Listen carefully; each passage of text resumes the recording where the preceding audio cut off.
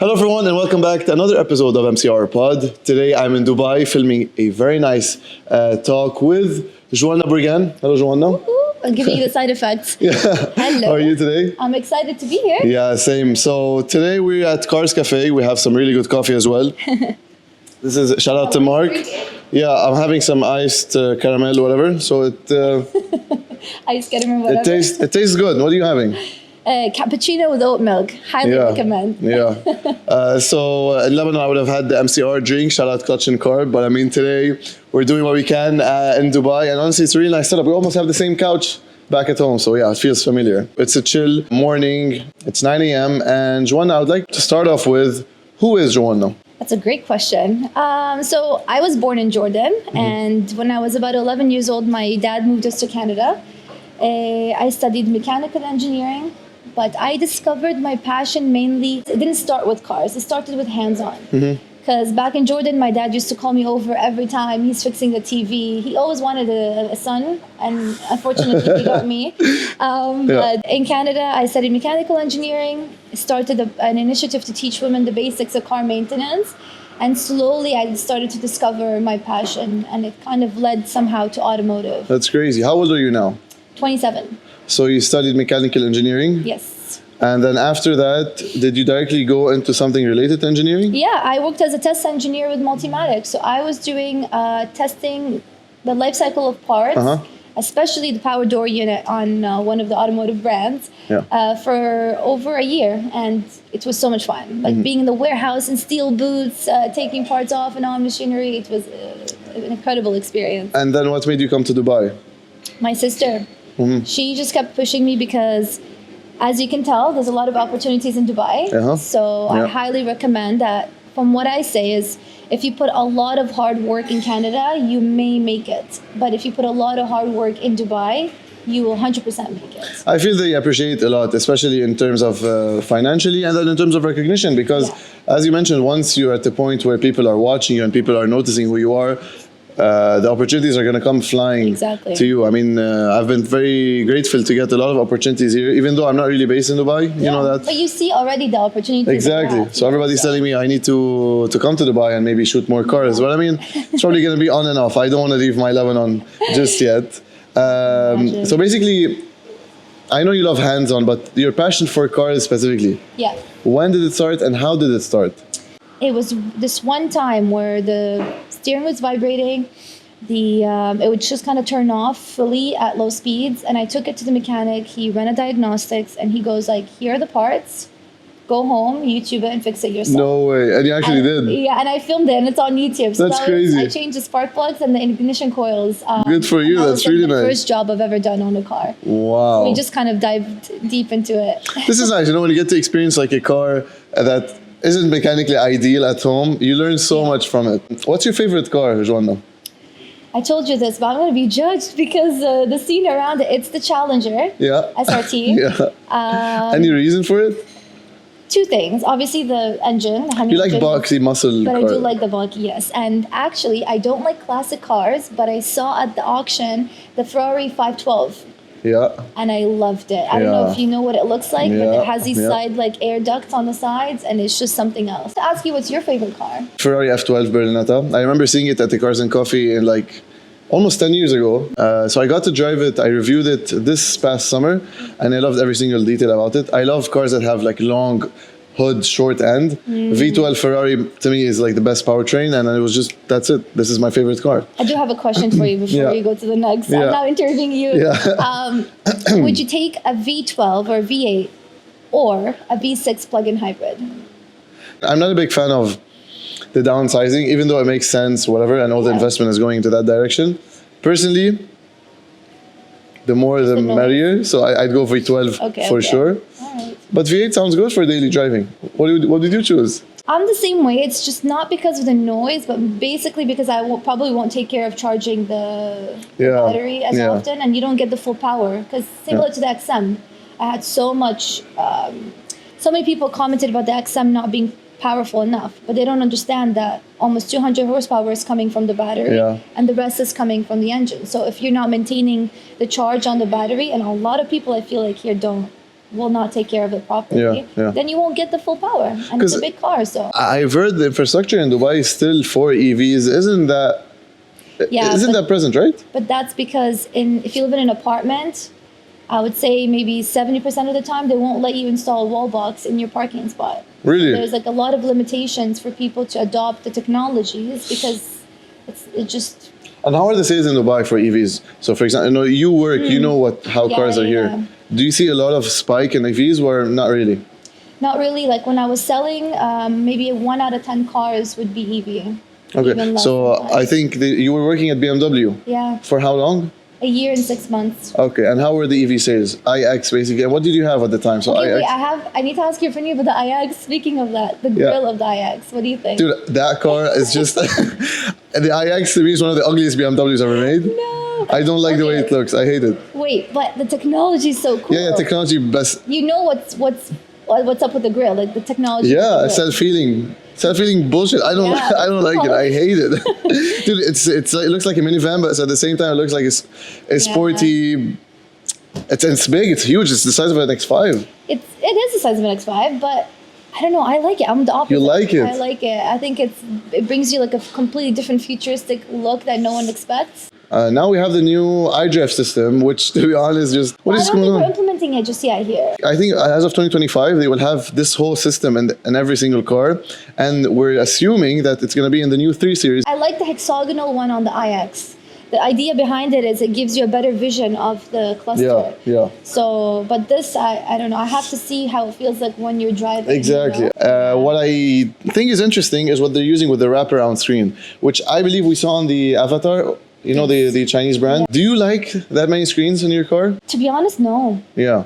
It's a nice look, but functionality-wise, like I just need to know the AC button, the radio, and that's it. We always complain about not having like physical buttons for the AC. Imagine you're sitting in the car and you just want to just put down the fan speed. You got to do like 10 different. Why do I have to click 20 times? Exactly. It's just new cars are headed like some technology is nice, but at the same time, this minimalist screen computer style to me is just killing off the whole vibe. Functionality, I think. Let's see, BMW's iDrive system is one of the best on the market right now. I got to use it on the new M5 with the dual screen wraparound. It's pretty impressive, to be honest. It looks very premium. BMW. It's easier to use, at least in the previous system. It is. And BMW, they've bumped the quality amazingly well in the past decade. They're doing great in sales. What was your favorite car when you were selling BMWs? You know what? I love the 8 Series. Yeah, underrated, really. Very underrated, and it's not so popular here, which is so unfortunate. I had one sitting, like an M8 sitting next to me for so long in the showroom, and I was like, I'll take it, but for free. Do you think it's overpriced though? Compared to the whole range? I don't think so. I mean, maybe slightly, but it's just a different car, I think they're going to discontinue it soon as well. So, I mean, I don't know. It's going to be a shame if they do because it's one of the most beautiful BMWs. The coupe version too, not the Grand. The long front, I don't know. It's beautiful. Something else. We don't even like EVs, so it's better if they don't. If they just fail and give us back, please, large. You think it will? Do you think it's a hype and then it will go? I don't think it's a hype, but I feel like a lot of the brands are backing up. I talked about it in the previous podcast. So, for example, Porsche is now trying to fit engines in their EV lineup because they realize that their sales are not doing that good. And with the new Macan EV, is if that car doesn't do good because the previous generation was doing so much in sales and good profit, if the new Macan doesn't do good, then Porsche is just plummeting down. So they're trying to see that what's the problem? Is it because it's electric you're not buying it? If we put an engine inside the new Macan, would you buy it? And I believe this new platform can fit an engine. I'm not with the whole EV, but I am with the plug-in hybrids. Yeah, that's the best of both worlds. Because then you get to save emissions and fuel, but you also have the extra boost in power, the noise 100%. That you need, and all of that. So, do you know the difference between the carbon fiber and the forged carbon fiber? I have a brief idea. So, a lot of people say carbon fiber sheets, but if you look at it, it's actually fabric. And the difference between the forged and the carbon fiber, I guess woven is called, is that the forged one is little cut up pieces of carbon fiber put together. So, it may look better, but because of the process it's made, it's a bit more expensive. And it's slightly heavier, which is why you don't see forged carbon fiber in formula cars or like very track-focused vehicles. I like it, but I just don't love the forged carbon fiber. I don't Yeah. know what about it? It's just so messy, and when they put the entire hood Yeah. that had a forged carbon fiber, it just throws me off. Like I Yeah, can't focus. especially on the if you look from far behind, it looks like it's dirty. But you know one thing about the carbon fiber in general, like with the normal pattern that we're used to, is that it's being overused on every single car, and now they make fake carbon, which looks so cheap Yes. in the low-end cars. But when it's done right and it's glossy, it looks so juicy. Remember the Taycan Turbo GT that I was driving, the large spoiler in carbon? It's a beauty. Yeah, I don't think forged carbon will look just as good. On to the next section.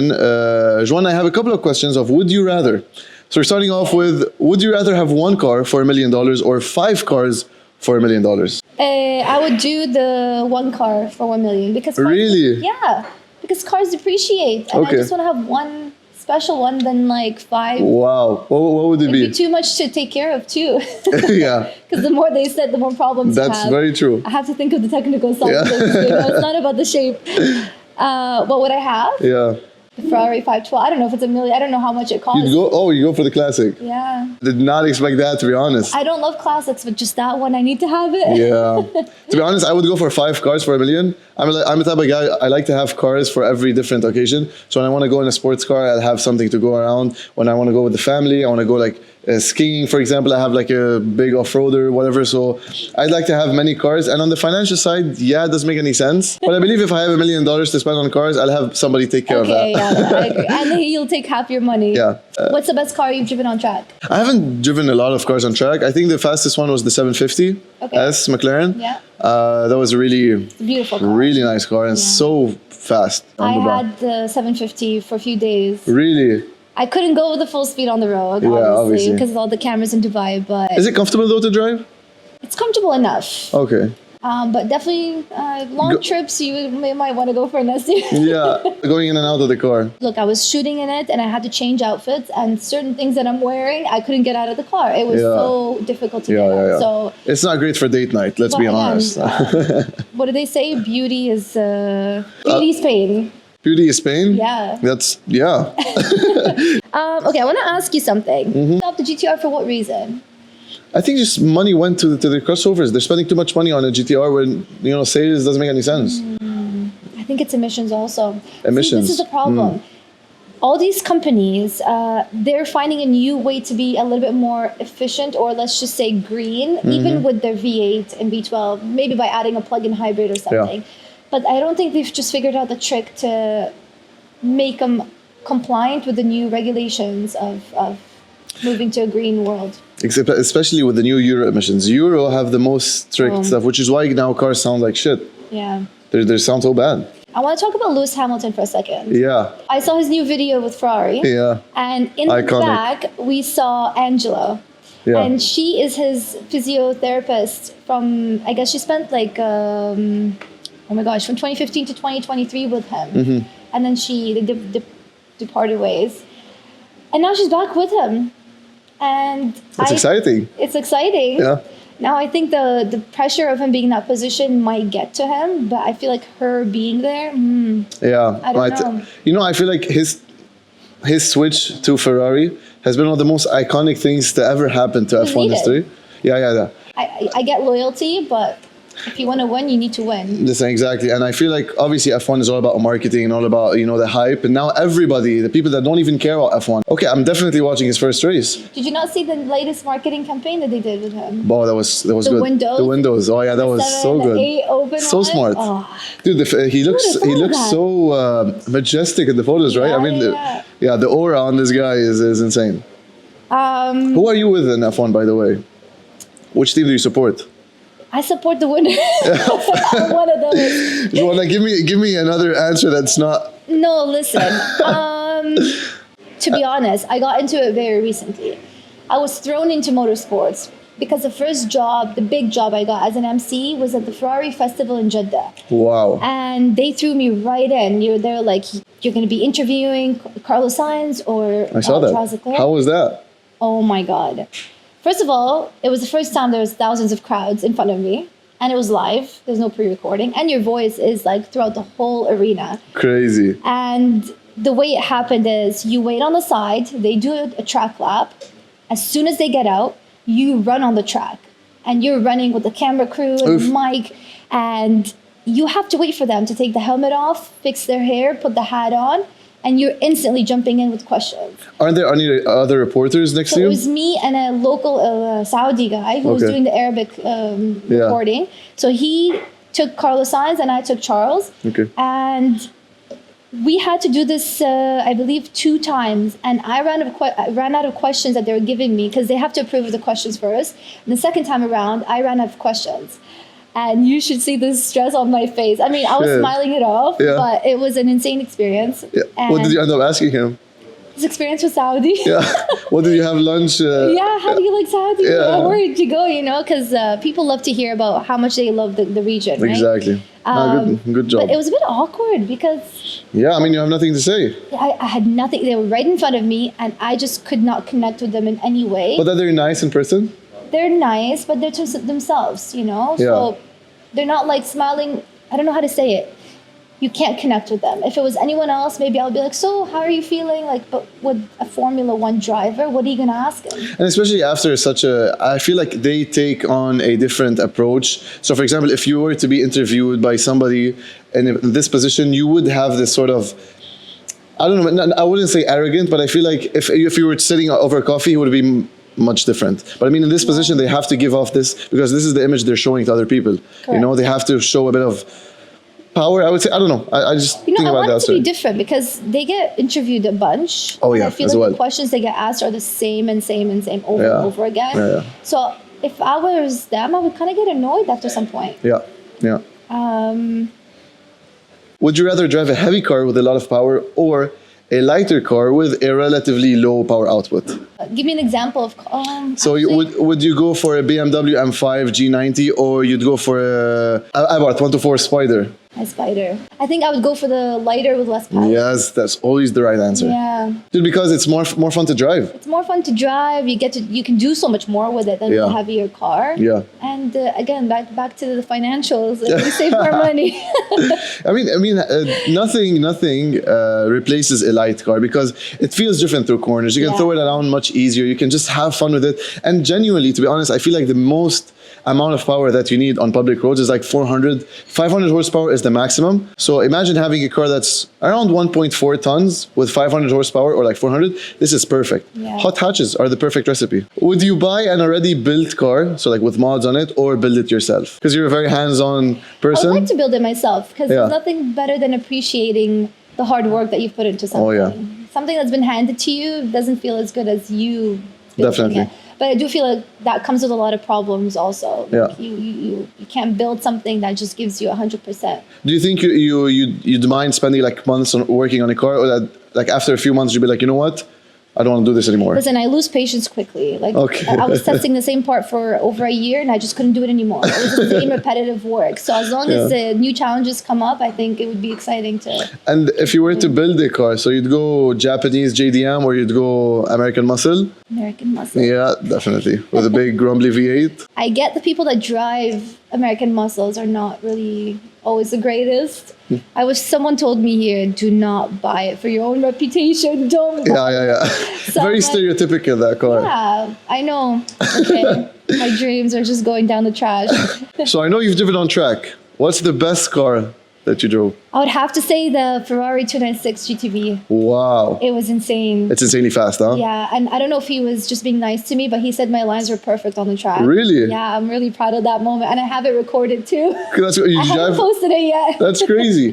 Do you usually drive on track? Are you We someone get who... invited to test out cars. Okay. How did you learn?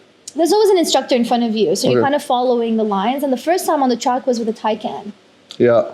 And oh my God, first of all, I was petrified.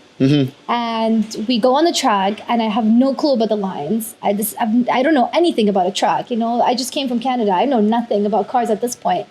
And the instructor was amazing, but there was one corner that was way too sharp and I couldn't turn like deep enough into it. So we kind of went off the line a little bit. Nothing happened. Okay. And because it was EV, I was so nauseous. And I don't know if that happens to you too, but for a whole hour after, I could not move. Like, Yeah. I just wanted to throw up. Yeah. And I totally understand, especially on track. So I have this video online where I'm saying that I don't like to be in a car with anybody unless I'm driving, right? Yeah. So I got a lot of hate on it because last time with McLaren we had a drive on the 750, and then they were telling me jump in with the McLaren driver and then he's gonna give you around track. then we'll swap. Yeah. Yeah. So I'm like, I won't do it. Because first of all, it's not that I don't trust the guy, but I don't like to be driven around, and especially on track, because people don't understand the amount of G-force he experience, and so every corner he's taking is me extreme G-force. I just Yeah. throw up. Yeah, I throw up yeah. in his lap. He's not gonna know how to drive anymore. It's really bad. And actually, some people don't feel nauseous in EVs, but for me, it's the regenerative braking that pull. Oh, that yeah. You don't hear anything, and it just And the Taycan is heavy, so you feel its weight Yes. through corners. yes. But it is from what the instructor told me, it is the fastest car on a straight out of all the cars that they have. Yeah, yeah. But again, it's an EV, so you've got the instant acceleration. Oh yeah. Yeah. Oh yeah. So I need more of your would you rather questions. Porsche Flat 6, American V8 muscle, or Italian V12. That's a hard one. That's definitely a hard one. I'd either go for the Italian Yes, yes. 12 or the American V8. V12 Ferrari or V12 Lamborghini? Lamborghini.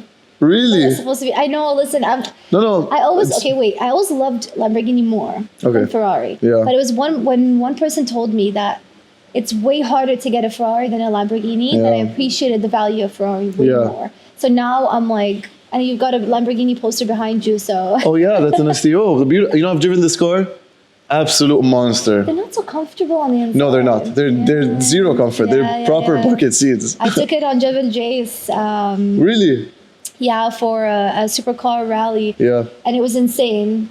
But oh man, my back after that trip was. But how does that V10 sound though? It was amazing. Yeah, it's juicy. It's beautiful. Yeah. Last question for you. Would you rather manual transmission, torque converter, so instead of 8-speed another, or dual clutch? If there's no traffic, I would do manual. Oh, you're a manual girl. But you're gonna judge me, and I think everyone's gonna judge me at this point. I have to confess something. Yeah. So because I learned how to drive in Canada, they don't teach you how to drive manual. Okay. So I didn't know how to drive manual when I came here. Oh, And I asked a friend of mine to take me and teach me. And he took me in the Mitsubishi Evo. No, sorry, the Mitsubishi Evo. what? And it was modified, so the clutch was so heavy. Yeah, and it's a racing clutch. my leg, like 20 minutes in, was just like shaking. I don't think this is the right car to learn manual though. No, but listen, I worked. Really? Yeah, once you learn on a tough car, it makes Yeah. it easier on the other cars. Yeah. But, But now if you jump in a normal, standard, like weak it car, would you'll be be like, easier. yeah, 100%. But again, I'm learning, guys. So Good don't for judge you, too save the quick. manuals. But I would go for a manual because they're way much more fun. But Yeah. just the traffic. What about you? To be honest, I appreciate the charm of the manual, obviously. But to me, I'm more into faster upshifting, and I like the dual clutch, PDK, DSG, the whole new shifting. You know what? The first dual clutch system that went on a car was in 2003 on the VW R32, I believe. It started there, and ever since, that system has been improving. And I would personally go for a PDK over a manual, for example, GT3. Yeah. PDK is so good that it's so quick that, okay, you know, it's nice, the upshift and listed, but the PDK has it gives a lot of feedback from it. So I don't know, it just makes more sense for daily driving. Yeah. Do you plan on visiting Lebanon? Yes. Now Okay. that things are a bit better. When? Now When it's- you invite me next. Oh yes, we have Okay. snow season now. Do you ski? No, because You I had don't? a really bad fall in Canada. Never again. You know what? Lebanon is so fun in skiing, and every season has its own charm. Dude, I make such a good. I need to be the minister of tourism in Lebanon or something. But Yeah, the car culture in Lebanon is it's huge. nothing's like it. No, the car community is huge. The Yeah. amount of cars that we have, it's just Every car fanatic I meet here is Lebanese. yeah. So the Jordanians need to step up the game a little bit. Sure. We do it better in Lebanon. Okay, tell us more about your girls' mechanic team. Well, basically, I Yeah. host hands-on workshops that teach women the basics of car maintenance. That's sick. And I recently expanded it to teens because I think they need to start learning about cars Mm-hmm. before they get their driver license. Wow. I did a workshop on intro to tuning and modification because I wanted to learn myself. So shout out Wow. to Tensai Tuning.